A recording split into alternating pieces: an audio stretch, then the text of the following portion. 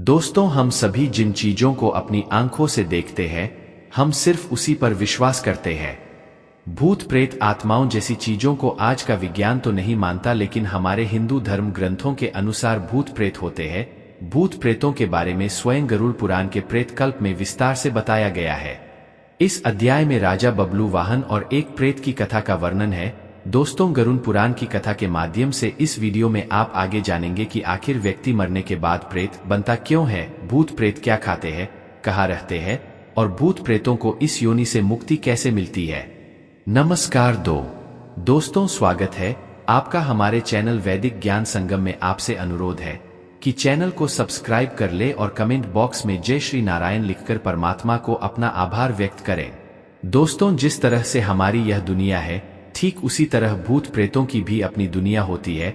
उस दुनिया में केवल भूत प्रेत ही रहते हैं।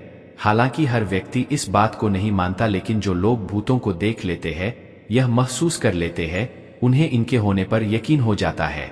अरुण पुराण के अनुसार भूत प्रेत वही लोग बनते हैं जिनकी कोई आखिरी इच्छा अधूरी रह जाती है, या जिन लोगों का अंतिम संस्कार विधि सम्मत नहीं किया जाता। ऐसे मनुष्यों की आत्मा को शांति नहीं मिलती और ऐसे ही मनुष्य मरने के बाद प्रेत योनि में अनंत काल तक भटकते रहते हैं।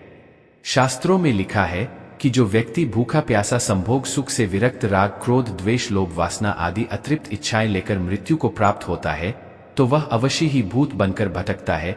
इसके अलावा जो व्यक्ति दुर्घटना, हत्या, आत्महत्या आदि से मारा है, वह भी भूत बनकर भर सकता है। ऐसे व्यक्तियों की आत्मा को तृप्त करने के लिए श्राद्ध और तर्पण किया जाता है। जो लोग अपने स्वजनों और पितरों का श्राद्ध और तर्पण नहीं करते, वे उन्हें आत्माओं द्वारा परेशान किए जाते हैं। दोस्तों, भूतों को खाने की इच्छा अधिक होती है और उन्हें प्यास अधिक लगती है, लेकिन तृप्ति कभी भी नहीं मिल पाती। भूत प्रेत क्या खाते हैं, इसे जानने से पहले आइए जानते हैं कि वह कहाँ रहते हैं और क्या करते हैं। भूत प्रेत बहुत दुखी और चिड़चिड़े होते हैं और कई प्रेत हर समय इस बात की खोज करते रहते हैं कि उन्हें मुक्ति देने वाला कोई मिल जाए। यह कभी पवित्र घर में तो कभी जंगल में भटकते रहते हैं। ज्यादा शोर उजाला और मंत्रोच्चारण से या दूर भागते हैं, इसीलिए इन्हें कृष्ण पक्ष ज्यादा पसंद है और 13, 14 तथा अमावस्या को यहाँ अधिक सक्रिय रहते हैं। भूत प्रेत उन स्थानों पर आते जाते रहते हैं जिन स्थानों से मृतक का अपने जीवन काल में संबंध रहा होता है। इसीलिए बहुत दिनों से खाली पड़े घर में या बंगले में भूतों का वास हो जाता है। दोस्तों, भूत प्रेत आखिर खाते क्या है, यह सवाल काफी रोचक है। इसका एक सीधा जवाब नहीं है, क्योंकि भूत प्रेत का अस्तित्व ही विवादास्पद है। अगर हम मांगने की भूत प्रेत सच में होते हैं, तो उनके खाने से संबंधित कुछ मान्यताएं हैं जो समय, स्थान और संस्कृति के अनुसार अलग अलग है। कुछ लोग मानते हैं कि भूत प्रेत मिठाई पसंद करते हैं, क्योंकि मिठाई में प्राण होता है जो उनके लिए प्रलोभन होता है।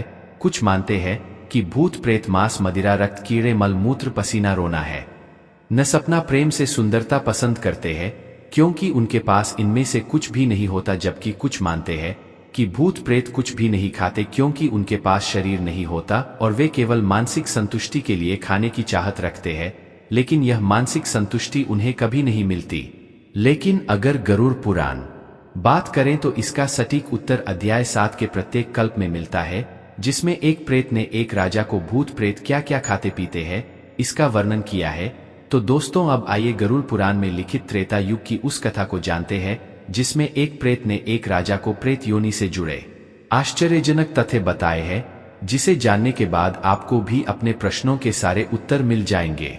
दोस्तों, एक बार पक्षीराज गरुड़ ने भगवान विष्णु से पूछा कि हे प्रभु, किन कर्मों के कारण मनुष्य मृत्यु के बाद प्रेत योनि को प्राप्त होता है, प्रेत योनि में उसे क्या क्या कष्ट मिलते हैं और प्रेत योनि में वह क्या खाता पीता है, कृपया कर विस्तार से बताया। इसके उत्तर में भगवान विष्णु ने गरुड़ से कहा कि पक्ष सिराज, तुम्हारे प्रश्न के उत्तर में मैं तुम्हें त्रेता युग के महाबलशाली और धर्मपरायण राजा बबलू वाहन के विषय में बताता हूँ। राजा बगरू वाहन धर्म कर्म में विश्वास रखने वाला प्रजापालक राजा था। एक बार वह शिकार पर गया और शिकार करते करते घनघोर वन में वह भटक गया। बहुत भटकने के बाद जंगल के बीच में उसे तालाब दिखाई दिया। राजा थकान और भूख प्यास से बहुत व्याकुल था। उसमें जलाशय में पानी पीकर स्नान किया और एक पेड़ के नीचे आराम करने लगा। तभी एक भयानक प्रेत उसके सामने आया और बड़ी विनम्रता से कहा कि धार्मिक व्यक्ति आप कौन है, आपके संपर्क में आने से मेरा प्रेम भाव छूट गया है।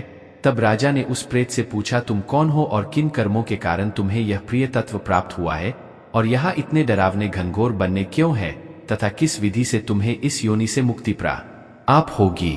तब प्रेत बोला, है राजन, जिन मृतकों का अंतिम संस्कार, श्राद्ध, तर्पण, दर्शन, रात्र विधान जैसे कर्मकांड नहीं होता तथा जो लोग अकाल मृत्यु और पाप कर्मों से मर जाते हैं, वे सब प्रीत रूप में यहाँ निवास करते हैं और अतिरिक्त अवस्था में हमेशा भटकते रहते हैं। हे राजन, हम प्रेत किसी भी भौतिक वस्तु को ग्रहण कर तृप्त नहीं हो पाते। इस वन में सुंदर फल विद्यमान है, फिर भी मैं भूख प्यास से पीड़ित हूँ, क्योंकि मुझे जन और फल किसी की भी प्राप्ति नहीं हो पाती है। राजन, अब मैं आपको अपने पूर्व जन्म के बारे में बताता है। मृत्यु से पूर्व में विदिशा नामक नगर में रहता था, वैश्य जाति में उत्पन्न हुआ था। उस जन्म में मेरा नाम सदैव था, मैं खून दान करता था, देवताओं पितरों को नियम से पूजन तर्पण आदि किया करता था, जिससे वे संतुष्ट रहते थे। किंतु मेरी कोई संतान न होने से मेरे सभी पुण्य कार्य निष्फल हो गए। मेरा कोई मित्र बंधु बांधव नहीं था, इसलिए किसी ने मेरा अंतिम संस्कार नहीं किया। इस कारण मुझे प्रेत योनि की प्राप्ति हो गई और ने अनंत काल से इसी योनि में भटक रहा है। मुझे भूख और प्यास लगती है, लेकिन नेतृत्व नहीं हो पाता। हमेशा भूख शांत करने के लिए इधर उधर भटकता रहता हूँ। अब मैं आपको एक मणि दे रहा हूँ, उससे प्राप्त धन से उत्तम ब्राह्मणों को आमंत्रित करके विधि विधान से मेरे नियमित आधार पर दैहिक क्रिया का अनुष्ठान करके मुझे प्रिय योनि से मुक्ति दिलाई है। इतने मेरा झा को ढूंढते हुए सेना भी आ गई और राजा वापस आकर प्रेत के बताए अनुसार प्रेत के नाम से अंतिम संस्कार व अन्य क्रिया संपन्न की। सारे संस्कार पूरा होते ही वह प्रेम तत्काल स्वयं के समान देने वाला हो गया। उसने राजा के सामने उपस्थित होकर उसे प्रणाम किया। उसने राजा बबलू वाहन की दयाशीलता की प्रशंसा करते हुए उनके प्रति घोर कृतज्ञता व्यक्त की और उसके बाद वह अपने पुण्य कर्मों के फलस्वरूप तत्काल स्वर्ग चला गया। दोस्तों, इस कथा से एक यह बात भी पता चलती है कि मृत व्यक्ति के निमित्त उसके परिवार वाले ही नहीं बल्कि कोई भी अंतिम संस्कार की क्रिया को संपन्न करा सकता है। दोस्तों, उम्मीद करता हूं आपको समझ में आ गया होगा कि मनुष्य प्रेत कैसे बनता है, रेत क्या खाते हैं, कहाँ रहते हैं, क्या कष्ट झेलते हैं और उनके मुक्ति का उपाय क्या है।